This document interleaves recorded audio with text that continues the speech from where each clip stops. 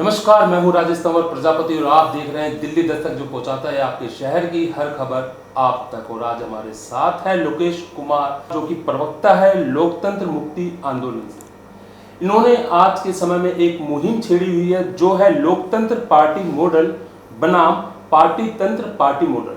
लोकेश कुमार जी, आपका बहुत बहुत स्वागत है। हम आपसे ये जानना चाहेंगे कि जो आपने इस समय जो मुहिम छेड़ी हुई है वो क्या है और किस तरीके से काम करती है। देखिए, ये मुहिम आज की नहीं है और मैं मुहिम का एक छोटा सा हिस्सा हूँ। बहुत सारे बुद्धिजीवी इसके पीछे काम कर रहे हैं और मुहिम कई साल, करीब 6-7 साल पहले शुरू हुई थी, जब ये देखा कि आंदोलन होते हैं और आंदोलन के बाद कोई पार्टी बनती है और उसी पार्टी तंत्र में समाहित हो जाती है। अब पार्टी तंत्र मतलब आज हम जो पार्टियाँ, जितनी भी पार्टी काम कर रही हैं, वो पार्टी तंत्र के मॉडल के तहत काम कर रही हैं। पार्टी तंत्र का मॉडल को जो इर्द गिर्द चुनाव चिन्ह यानी टिकट के आसपास घूमता है, और टिकट के जब बंटवारा होता है उसके लिए कितनी मारामारी होती है, कितनी खबरें आती हैं। आप जैसे पत्रकार ही खबर छापते हैं कि कोई फलानी टिकट 20 करोड़ में बिकी, फलानी टिकट 100 करोड़ में बिकी, और किस तरह के क्रिमिनल और उस तरह के ब्रांडेड चुनाव चिन्ह को लेकर के जीतते रहे हैं। ठीक है, वो चुनाव चिन्ह के फायदे नुकसान हम अलग से बताएंगे। अभी आपको मैं बताना चाहता हूँ कि पार्टी तंत्र मॉडल और लोकतांत्रिक पार्टी मॉडल में क्या डिफरेंस है। तो ये जो जितनी भी समस्या हो रही है, भ्रष्टाचार जो फैलता जा रहा है, हम कहीं ना कहीं इसमें पार्टी तंत्र जिम्मेदार है। अब इसका समाधान क्या है? समाधान की तरफ हम जब बात कर रहे हैं तो हम इसमें लोकतांत्रिक पार्टी मॉडल की बात करते हैं। लोकतांत्रिक पार्टी मॉडल में बहुत सिंपल साधारण भाषा में समझाने की कोशिश करूं तो हमने वो सारे दोष जो पार्टी तंत्र में आज हैं और जो नहीं होने चाहिए, जो अच्छाई है, वो वाली चीज़ें लेकर के, दोषों को दूर करके एक लोकतांत्रिक पार्टी मॉडल की हम बात कर रहे हैं।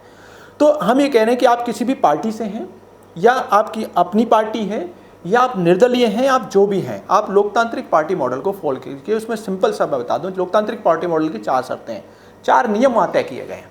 सबसे पहला नियम कि आप चुनाव चिन्ह नहीं लेंगे, यानी चुनाव चिन्ह का प्रचार नहीं करेंगे।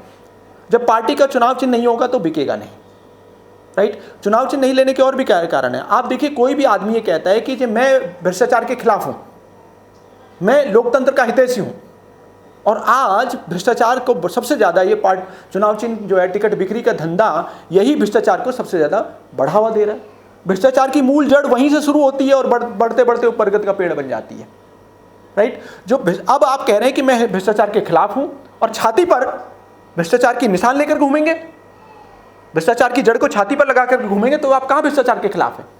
तो आपको साबित करके चलना होगा कि आप भ्रष्टाचार के खिलाफ हैं। लोग अब पार्टी तंत्र और लोकतंत्र को समझने लगे हैं। तो ऐसे में आपको वो भ्रष्टाचार की जड़ सबसे पहले फेंकनी पड़ेगी। चुनाव चिन्ह आप फेंकनी चलेगी। वही समझ लीजिए, आप कह रहे हैं मैं हिंसा को खत्म करने चला हूं, मैं हिंसावादी हूं, और तलवार हाथ में लेकर के चलेंगे, तो कैसे हिंसा को खत्म करेंगे? तो वही है कि आप भ्रष्टाचार को खत्म करने तो साबित कीजिए। सबसे पहले भ्रष्टाचार की जो जड़ चुनाव चिन्ह है उसको फेंक करके चलिए। नंबर 1 कि लोकतांत्रिक पार्टी मॉडल के तहत जो पार्टी रहेगी उसका चुनाव चिन्ह नहीं होगा। नंबर 2, पार्टी व्हिप जारी नहीं करेगी।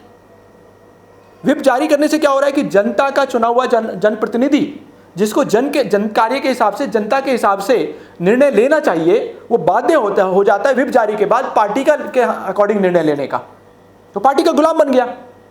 हमें जनप्रतिनिधि चाहिए या दल प्रतिनिधि चाहिए, हमें जनसेवक चाहिए या दल सेवक चाहिए, तो व्हिप जारी नहीं होगा इस पार्टी के तहत। जैसे कई सारी पार्टियां हैं इसमें, जो इसमें लोकतंत्र आंदोलन के साथ लोकतांत्रिक पार्टी मॉडल को फॉलो कर रही हैं, उन्होंने ये नियम मान रहे हैं, फॉलो कर रहे हैं, अपने संविधान में उन्होंने मेंशन कर दिया है। तीसरा कि पार्टी का कोई भी उम्मीदवार अगर चुना जाता है, सपोज हमारे उम्मीदवार कल को कोई एमएलए बन जाता है, विधायक बन जाता है, तो उसके बाद उसकी जिम्मेदारी बन गई कि वो विधायक बनने के बाद सिर्फ जन कार्य में अपना पूरा समय दे।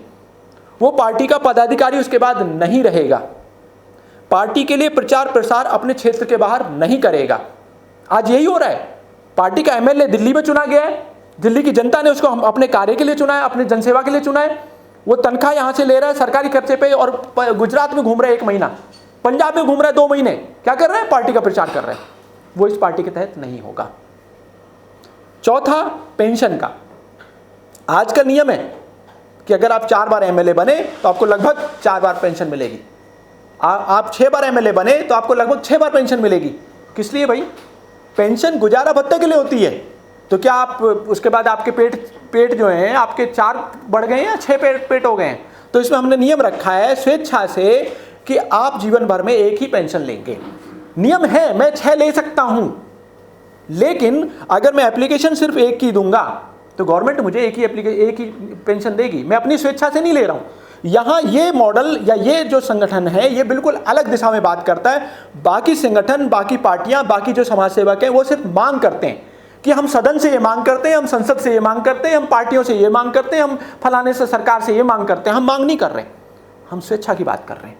चुनाव चिन्ह का प्रचार करूं ना करूं, देना ना देना चुनाव अधिकारी का कार्य है, वो देगा, उसकी प्रक्रिया है। लेकिन जैसे हमने पीछे भी किसी राष्ट्रीय राष्ट्रवादी पार्टी ने और कुछ अन्य पार्टियों ने चुनाव लड़े थे, तो उन्होंने उस नॉमिनेशन फॉर्म में चुनाव चिन्ह की जगह लिखा था मेरी फोटो मेरी फोटो मेरी फोटो। चुनाव अधिकारी ने कहा कि हमें तो चुनाव चिन्ह देना पड़ेगा, आपकी प्रक्रिया आप निभाइए, लेकिन उसको मैं लूं, उसको छाती पे लगा करके घूमूं या ना घूमूं, उसका प्रचार करूं या ना करूं, ये उम्मीदवार होने के नाते पूरी तरह मेरा अधिकार है। चुनाव चिन्ह किस पर्पज से लगा था और उसका क्या मतलब हो गया है वो मैं अलग से आपको बताऊंगा। लोकेश कुमार जी, जो आपने बात कही है कि मेरी फोटो मेरा चिन्ह होगा जी, तो ये मॉडल किस तरीके से काम करता है? अगर बिना चुनाव चिन्ह के कोई चुनाव लड़ता है या अपने फेस पे या अपने चेहरे के दम पर चुनाव लड़ता है, तो ये दोनों कैसे लड़ाई होती है इस चीज़ की? देखिए, आज ईवीएम पे देखिए, अब से 5-6 साल पहले संभव नहीं था। अगर मैं और पीछे लेके जाऊं आपको, तो चुनाव चिन्ह एक आकृति उस पे बैलेट पेपर पे इसलिए लगाई गई थी कि उस समय बहुत से लोग अनपढ़ थे, नाम नहीं पढ़ सकते थे। वो तो उम्मीदवार और वोटर की सुविधा के लिए चुनाव चिन्ह यानी एक आकृति लगा दी गई। आज ईवीएम पे आपका बटन नंबर भी होता है, ठीक है ना जी, दूसरा उसका नाम होता है, तीसरा फोटो लगी होती है। जब ईवीएम पर फोटो लग गई है, एक और आकृति लग गई है, तो दो आकृति की जरूरत क्या है? और खास करके उस आकृति की जो टिकट बिक्री का धंधा बना हुआ है, जिसने पूरे देश को बर्बाद किया हुआ है, उस ईवीएम पे उस चुनाव चिन्ह की जरूरत क्या है? और जब मैं बार बार लोकतांत्रिक पार्टी मॉडल की बात कर रहा हूं, मैं निर्दलीय की बात नहीं कर रहा हूं। बहुत से लोग सोचते हैं आप जो बात कर रहे हो पार्टियां नहीं रहेंगी। अरे भाई, मैंने पार्टियों को खत्म करने की बात ही कब की? मैंने तो सिर्फ ये कहा कि पार्टियां जो हैं, जो की तो हैं वही रहें, कोई नियम बदलने की जरूरत नहीं है, कुछ भी बदलने की जरूरत नहीं है। जो आपका जिस तरह से चल रहा है सभी तरह चलने दीजिए, क्योंकि पूरी व्यवस्था को एकदम से पलट करके आप दूसरा व्यवस्था नहीं दे सकते। सिर्फ उस व्यवस्था में एक सुधार कर दीजिए, आप उस चुनाव चिन्ह को ईवीएम से हटा दीजिए।